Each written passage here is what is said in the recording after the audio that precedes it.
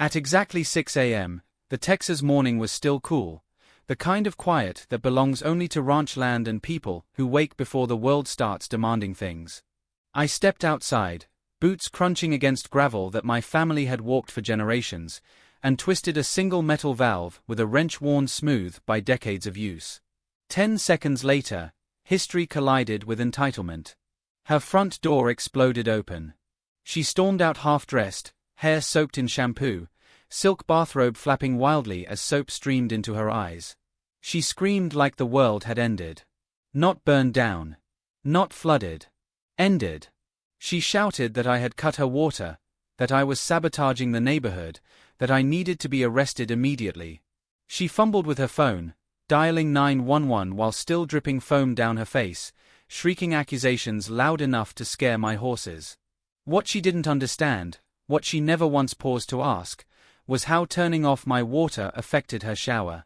And that misunderstanding would cost her everything. 20 minutes later, 3 sheriff's deputies rolled in, hands hovering near their holsters as if they were responding to terrorism. All because the HOA president next door believed my private water system somehow belonged to her.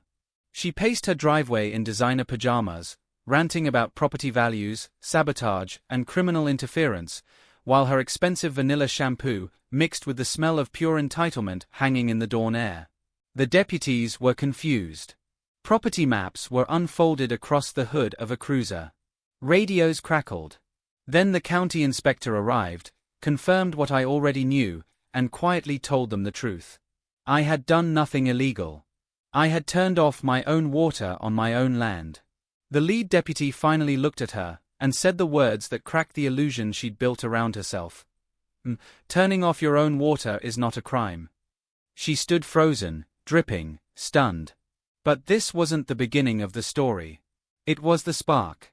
My name is Jackson Briggs. I'm a retired Navy engineer.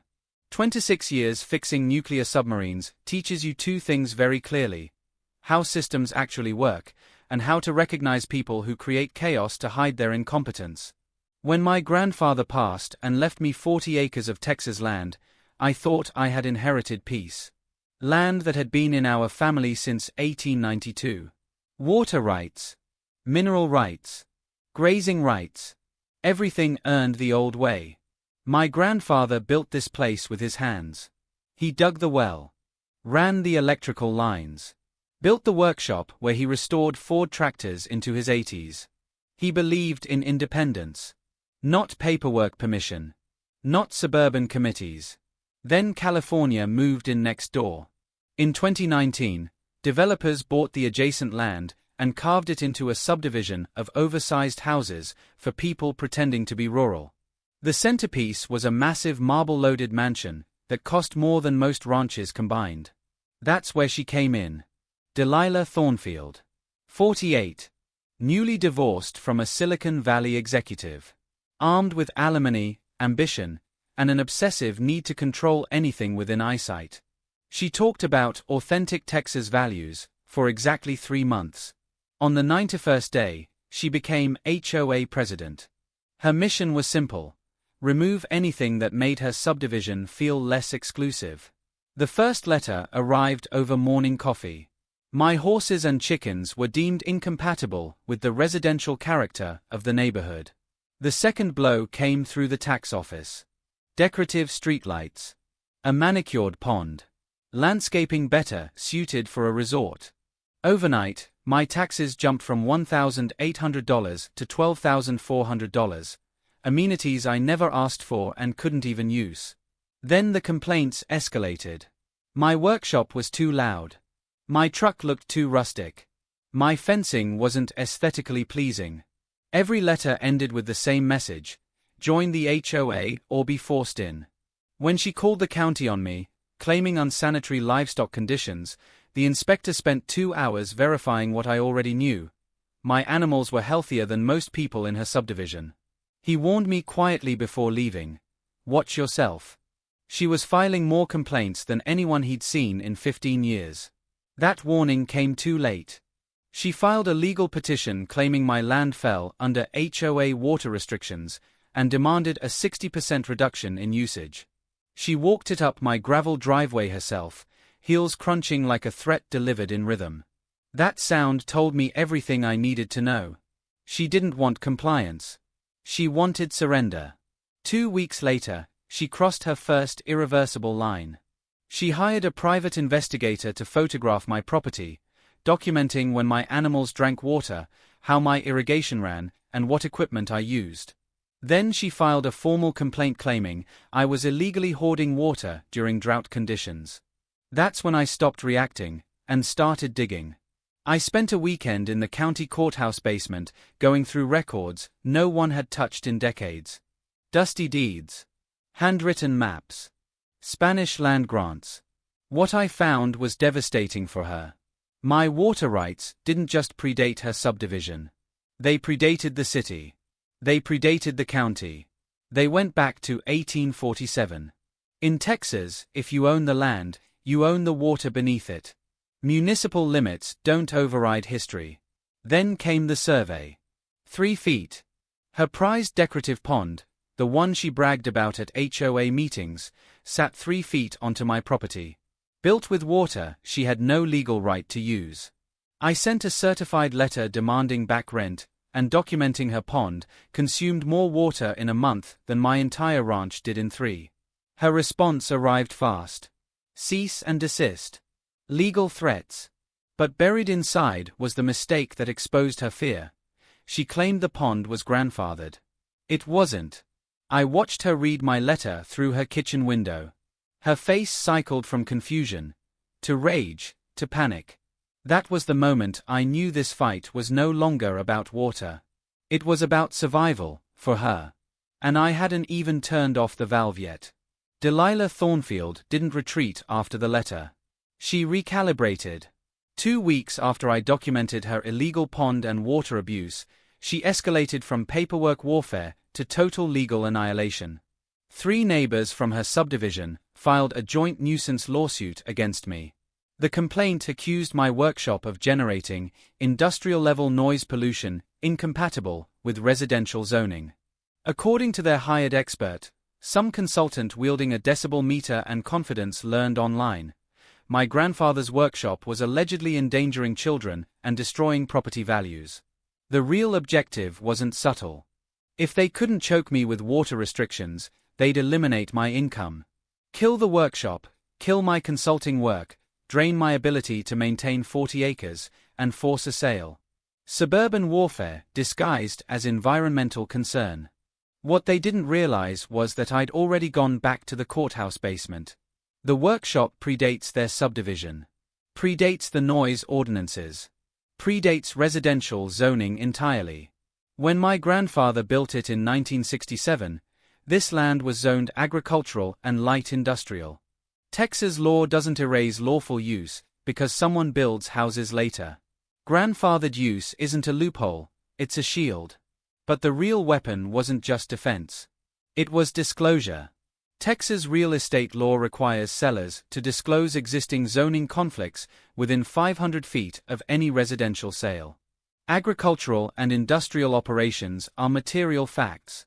Delilah never disclosed my workshop to a single buyer. Not once. Not in years. I started making phone calls. Half her neighbors had no idea they lived next to legally protected industrial property. The anger wasn't directed at me. It was directed right back at her. I filed a formal complaint with the Texas Real Estate Commission and provided every buyer with documentation they should have received before signing a contract. That was when Clarence Webb showed up. Clarence was a retired attorney who lived at the far edge of the subdivision. He arrived one evening with a bottle of bourbon and a folder thick enough to bend shelves. Delilah had threatened to block his grandson's Eagle Scout project unless he signed her petition against me.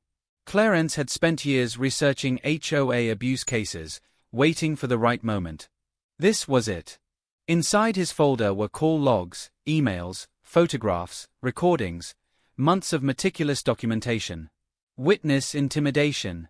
Bribery. Coordinated harassment. She'd promised tax relief to 2 neighbors if they joined the lawsuit and threatened violations against another if he refused. Clarence didn't smile often. When he did, it meant someone was finished. Her nuisance lawsuit collapsed under the weight of evidence, but desperation makes people dangerous. Delilah shifted tactics again. This time, she weaponized municipal bureaucracy. She discovered that my water valve sat near a public easement and used that technicality to convince city council members my excessive use posed a public health risk. Then came the temporary restraining order. It demanded a 70% reduction in municipal water use. Non-essential irrigation banned. Livestock operations labeled commercial waste. The irony was almost poetic, because I had no intention of fighting the order. I complied perfectly. At 6 a.m. the following Tuesday, I shut off my municipal water connection entirely. Documented it. Photographed it. Logged the meter readings. Then I switched fully to my grandfather's well system, legal, private, independent. Exactly as the land was designed to operate. For 3 days, everything worked flawlessly. Pastures were irrigated. Livestock drank freely. My workshop ran without interruption. Not a drop of city water touched my property. Delilah couldn't stand it. She drove by constantly. Watching. Filming. When she saw sprinklers running and horses drinking, she assumed I was violating court orders. She didn't ask questions. She didn't confirm facts. She made the call. My 4K cameras captured her pacing her driveway, gesturing wildly, rehearsing. 20 minutes later, she dialed 911. She claimed I was stealing city water and manipulating municipal infrastructure in direct contempt of court. She lied. Sheriff's deputies arrived with County Inspector Marcus Rivera. This time, the mood was serious. Municipal violations. Court orders. Contempt. I calmly walked them through both water systems. Showed the sealed municipal valve. Demonstrated the completely independent well network. Provided documentation dating back decades. Marcus confirmed the obvious. Operating multiple water sources is legal, and actually helps municipal conservation. No violations. Zero. But the body cameras recorded something far more important than my innocence. They recorded her lies. She told dispatch she witnessed me tampering with city equipment. She told officers I was stealing municipal water. Every claim contradicted reality. Filing a false police report in Texas is a misdemeanor. Filing repeated false reports targeting a military veteran turns harassment into something federal. I requested everything: 911 recordings, body cam footage, dispatch logs. Then I filed my own report documenting systematic harassment. That afternoon, I made one phone call. Sarah Palmer, an investigative journalist specializing in HOA abuse and municipal corruption. When I told her I had 4K footage of a staged police report, her keyboard started firing before I finished the sentence. That evening, as I reviewed footage with a glass of bourbon, I discovered the moment that changed everything. The timestamp read 5:40 a.m., 20 minutes before she discovered my sprinklers. Delilah stood fully dressed in her driveway, already on the phone. "I'm calling 911 in 20 minutes, she said clearly. "Make sure you're ready with backup complaints. We need him removed before he figures out what we're really doing with the grant money." Grant money. My stomach dropped. I watched as she tested her own water pressure, panicked when nothing changed, and called again. "His system is separate. We need to accelerate the other plan before someone starts investigating the federal money." By midnight, Clarence was at my kitchen table pulling grant records. Whispering Oaks had received $180,000 in federal conservation funds, granted based on claims they coordinated with my water sources. They never had permission. They never installed conservation systems. Construction records showed money spent on decorative fountains and koi ponds that increased water usage by 40%. This wasn't harassment anymore. This was federal fraud. And Delilah had confessed to it, on camera. She thought she was fighting a neighbor. She had actually declared war on the federal government. And she had chosen the worst possible witness. By the time the sun came up the next morning, the fight was no longer mine alone. What started as a neighbor dispute had metastasized into something far larger, far darker. Delilah Thornfield wasn't just abusing HOA power. She was running a system, one refined through repetition, built on lies, intimidation, and federal money siphoned through carefully named companies designed to disappear when heat arrived. Sarah Palmer arrived within the hour, not alone. She brought a photographer, a second investigative reporter, and equipment better suited for a war zone than a Texas ranch.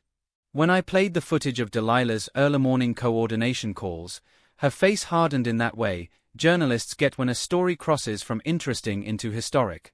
"This isn't local corruption," she said quietly. "This is a pattern." She was right. Her team dug fast and deep.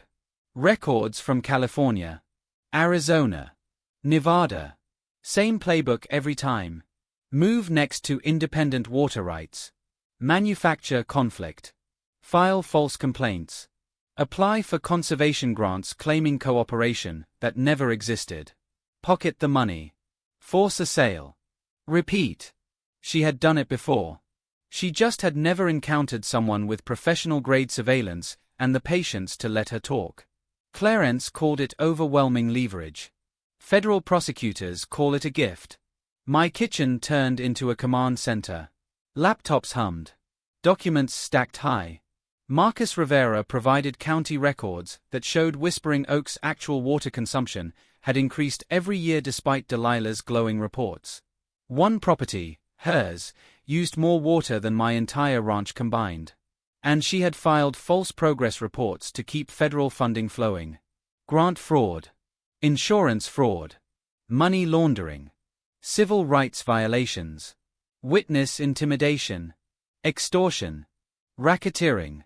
The list kept growing. But a case isn't won on evidence alone. It's won on timing. On psychology. On letting your opponent believe they are winning right up until the flaw disappears. So I played my part. I let my shoulders slump when she drove by. Left real estate brochures visible through my windows. Mentioned to Marcus, just loud enough, that maybe it was time to sell. The performance was convincing. Her behavior shifted almost immediately. She became careless. Westside Security Solutions started patrolling the subdivision. Their contract, obtained through public records, described me as an unstable military veteran with PTSD. Another felony. Another time-stamped lie. Cameras captured her coordinating staged incidents with the guards. She filed hazardous materials complaints claiming I was poisoning the water supply. Inspectors found nothing, again. She claimed animal cruelty. A veterinarian publicly contradicted her. Every false report generated another document. Another pattern. Another nail. Then Brad Thornfield made his own mistake. At 2 a.m., trail cameras caught him cutting my fence line. Clear footage. Clear tools. Clear intent. When I filed the vandalism report, the subdivision's security contract was extended the very next day. Coordination. Conspiracy. The harassment intensified as the annual town water conservation meeting approached. Delilah had been celebrated there for 5 straight years. This time, federal agents would be present. 2 days before the meeting, she approached me directly. She offered to buy my ranch at 30% below market value. When I declined, she dropped the mask. "We'll keep filing complaints until you're bankrupt," she hissed. "You people never understand when you're beaten." The threat was clean. Recorded. Delivered to a protected veteran. That was extortion. The next week spiraled into chaos. She attempted cash bribery. No paperwork, no lawyers. She circulated petitions claiming I was mentally unstable.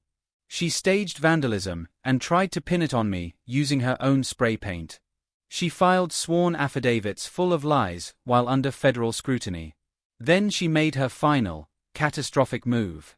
She filed an emergency court motion claiming I had threatened her life. 3 sworn statements. All false. All contradicted by my security footage. Filed under penalty of perjury. By Sunday evening, Sarah received confirmation. Federal agents would make arrests immediately following the town meeting. They wanted her to speak. They wanted her to lie. They wanted everything on record. The Cedar Ridge Municipal Building was packed. News vans lined the street. Federal agents blended into the crowd. Delilah arrived late, confident, dressed for applause. She had no idea she was about to give her final performance. As she stepped to the podium, claiming water conservation success that never existed, she spoke directly into the trap she had built for herself. And behind her, the screen waited. The room was packed beyond capacity. By 6 p.m., the Cedar Ridge Municipal Building had become something closer to a courtroom than a town hall. Over 200 people crowded into rows meant for half that number. News cameras lined the walls. Federal agents blended into the audience with practiced invisibility.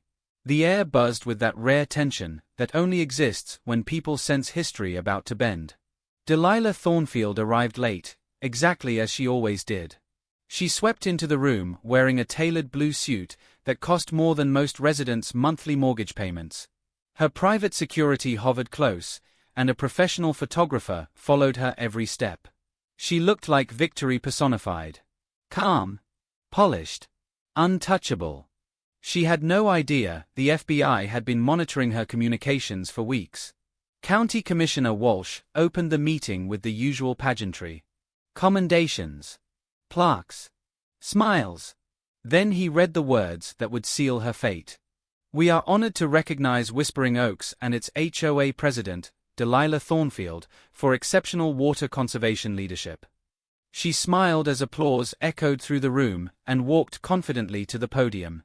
Her heels clicked against the floor like a countdown. She began exactly as expected. Fabricated numbers. Glossy charts. Claims of 35% water reduction through innovative partnerships with neighboring agricultural water sources. Every word was a lie. Every lie was now federal evidence. She spoke smoothly, basking in recognition, unaware that every sentence pushed her deeper into felony territory. Agents took notes. Cameras recorded. Subdivision residents exchanged uneasy glances as the numbers on screen contradicted their actual water bills. Then I stood. I believe the community deserves to see the full picture. The room shifted. Commissioner Walsh hesitated, then nodded. Public comment had been approved. Delilah's face drained of color as I walked to the projection controls. What you're about to see, I said calmly, is documentation of Whispering Oaks' actual water practices. The first video played. Her voice filled the room. Clear, undeniable. I'm calling 911 in 20 minutes. Claiming I caught him violating the court order. Gasps rippled through the audience. The screen split. On one side, her accusations. On the other, time-stamped footage of sealed municipal valves and independent well systems. The lie collapsed in real time. Then came the second clip. Before someone figures out what we're really doing with the grant money. Silence fell like a dropped curtain. I explained what the footage showed. Federal conservation grants obtained by claiming access to water rights they didn't own. Money spent on decorative fountains instead of conservation infrastructure. Water consumption rising 40% while reports claimed reductions. She tried to interrupt. Demanded the footage be stopped. That's when the woman in the back row stood. Delilah Thornfield, the agent said, holding up her credentials. You are under arrest for federal fraud, conspiracy, and systematic harassment of a military veteran. The sound of handcuffs clicking echoed through the room. Sharp, final, unforgettable. Her screams didn't matter anymore. As agents led her away, another team intercepted Brad Thornfield, trying to slip out a side exit. He didn't make it 10 steps before cuffs closed around his wrists. The meeting dissolved into chaos. Cameras flashed. Residents stared in disbelief. Years of lies unraveled in minutes. 6 months later, I sat on my porch with a cold beer, reading the verdicts. 8 years in federal prison for Delilah Thornfield. 5 years for Brad. Assets seized. Companies dissolved. The HOA disbanded within weeks. Property values rose instead of falling. The subdivision survived, not because of control, but because of cooperation.